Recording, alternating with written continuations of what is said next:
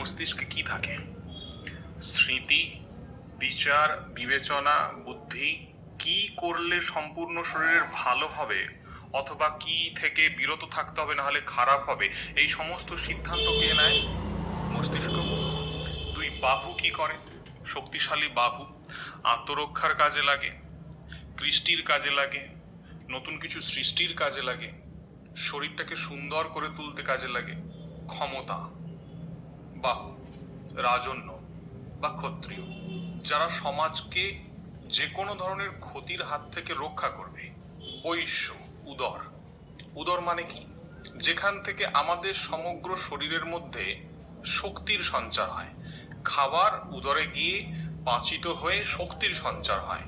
উদর যদি ঠিক না থাকে শরীর সুস্থ থাকবে না, শরীরের মধ্যে শক্তির সঞ্চার হবে না।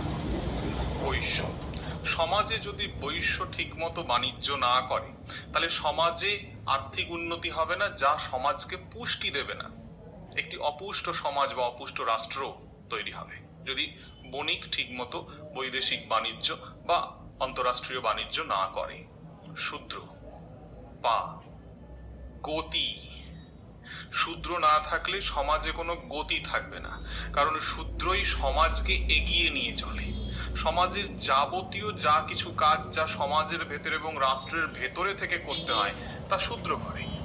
একটি সমাজকে পরিষ্কার পরিচ্ছন্ন রাখা থেকে শুরু করে সেই সমাজের যে কোনো পরিকাঠামো শূদ্রের হাত ধরেই তৈরি হয়। তাই শূদ্রকে বলা হয়েছে গতি।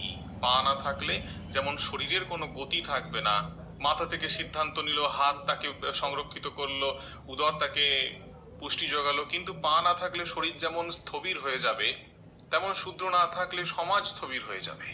এই বিষয়টিকে এত জটিল করে ব্যাখ্যা করা হয়েছে এমন ভাবে, এমন কোন মানুষ রয়েছে যে বলবে আমার পাটাকে কেটে বাদ দিয়ে দাও শরীর থেকে? এমন কোনো মানুষ রয়েছে যে তার পাকে কম ভালোবাসে? কাজেই এখানে উচ্চ নিচের কোনো প্রসঙ্গই নেই।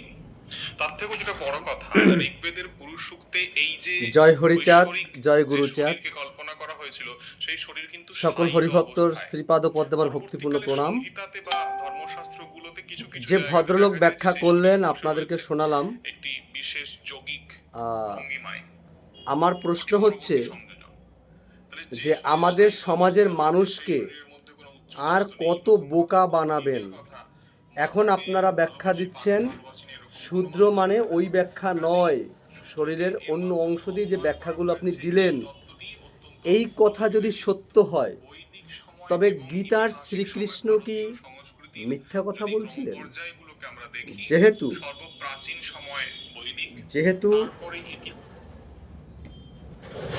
গীতায় শ্রীকৃষ্ণ বললেন যে চার বর্ণকে আমি গুণকর্মের দ্বারা ভাগ করেছি, আর আপনি যে ব্যাখ্যাটা করলেন সেই ব্যাখ্যার সঙ্গে কিন্তু আপনার কথার মিলটা এখানে পেলাম না। কিন্তু আসল কথা কি?